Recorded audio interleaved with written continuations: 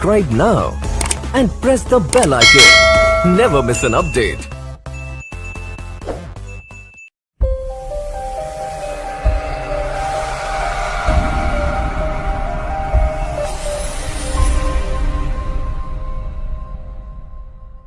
Hey guys, this is Swagatika. Welcome to my YouTube channel Study with Care. Today we are going to discuss about biological classification.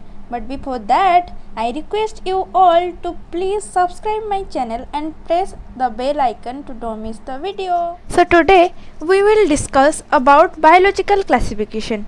But before going to biological classification, we need to know what is classification. We know there are a large number of plants and animals in this universe which differ from each other in the form of structure, reproduction, etc.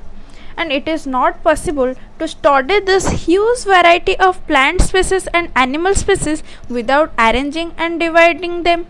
So, classification is the system of dividing and arranging the organism into different groups and subgroups on the basis of similarities and dissimilarities.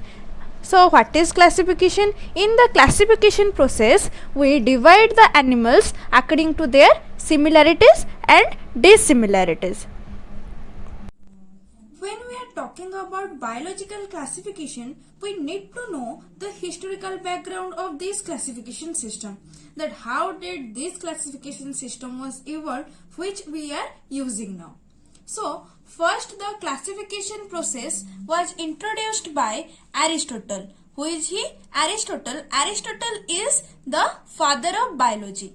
He described the all organisms, the whole living organisms into two categories, for which we can say it as a two kingdom classification. In two kingdom classification, he divided the organisms into Plantae and Animalia. Plantae means here he includes all type of unicellular and multicellular plants in the basis of their nutrition. Nutrition we can say autotrophs or heterotrophs. Autotrophs mean who can prepare their own food. And in Animalia, he include all the plants which cannot prepare their own food. That means they are heterotrophs. Again, Plantae are classified into three subcategories. That is, the more strong and tall one were called as trees, and the smaller than the trees are known as the shrub, and the very small and delicate one are called the herbs. So, these are the basically classification based on their morphological characters. And in Animalia, again, this Animalia group is divided into two subgroups. What are they? The animals with red blood and the animal without red blood. Then came another scientist named Carolus Linnaeus, who actually take the credit of this two kingdom classification. In his classification, he had taken some more characters apart from only morphological characters. But the number of kingdom were those two only, that is the Plantae and the Animalia. But these two system kingdom classification fails to explain many more things, and those are called its demerits. First, it fails to explain the Euglena type of organism. We will say, what is Euglena type of organism? Euglena is an organism which has both plant and animal characteristics. What is plant characteristics then? The plant characteristics is it contain chlorophyll, for which it can prepare its own food. So we can say it is a autotrophic organism. And the animal characteristic is that it lacks cell wall, for which we can say it as an animal. So this classification fails to explain the Euglena type of organism. Again, this system also fails to place the saprophytic organism. Now, what is this saprophytic organism? Saprophytic organisms are the organisms which cannot prepare their own food and they take nourishment from the dead and decaying organisms. So, this system of classification, that is two kingdom classification, fails to place these euglena type of organism and saprophytic organism. There is a many more demerits in this classification. Then came another scientist named Ernst Haeckel. We can say him E. Haeckel. In 1866, he classified the organism into three categories. They are Protista, Plantae and Animalia. Plantae and Animalia will remain the same and he include the extra one, that is Protista. So here we can say it's the three kingdom classification. In Protista, he include all the unicellular organism, and in Plantae, as we know, all the autotrophs, and in Animalia we know all the heterotrophs. Autotrophs, that is they can prepare their own food, and heterotrophs, that is they cannot prepare their own. But again, there is no place for the saprophytes, that is the fungi kind of animals. So there comes another system of classification, that is four kingdom classification. Another scientist named Herbert Copeland, in 1956, he has introduced a new kingdom, that is Monera, to the classification system. And the rest three will remain the same. So now we have four kingdom classification, we have Monera, Protista, Plantae and Animalia. In Monera, he included all the prokaryotic organism and that to be unicellular.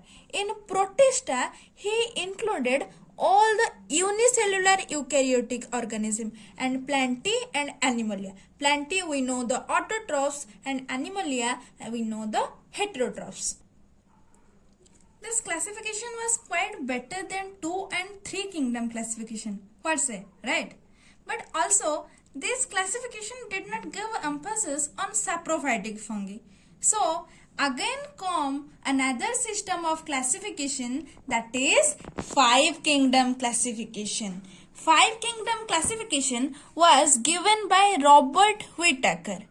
In his classification, he included fungi and named it as 5 kingdom classification. So in 5 kingdom classification, we have Monera, Protista, fungi, Plantae and Animalia. This is the classification which we are using these days, and in this classification now we have for the first time fungi, which is saprophyte, which was lacking in 2, 3 and 4 kingdom classification, right? Then a 6 kingdom classification was evolved. In this, the classification, the Monera was divided into 2 subgroups. One is Archaebacteria and other is Eubacteria, and the remain were same. Protista, fungi, Plantae and Animalia, these remain the same. What is Archaebacteria? Archaebacteria are the old ancient bacteria which can survive in all adverse conditions, and the Eubacteria are the present day bacteria. So this is how the classification system was evolved from 2 kingdom to 6 kingdom. The beginning classification, which was the 2 kingdom classification, it was the basic one, but it had many drawbacks as it fails to explain many more things.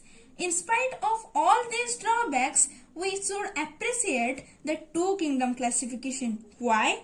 Because it is the foundation of the classification system, for which it should be appreciated now. So we should appreciate this kind of classification. Again, I want to say you something. There are 2 kind of classification. One is artificial classification and other is natural classification. And what is artificial classification? Where few characters were taken into consideration. For example, our two kingdom classification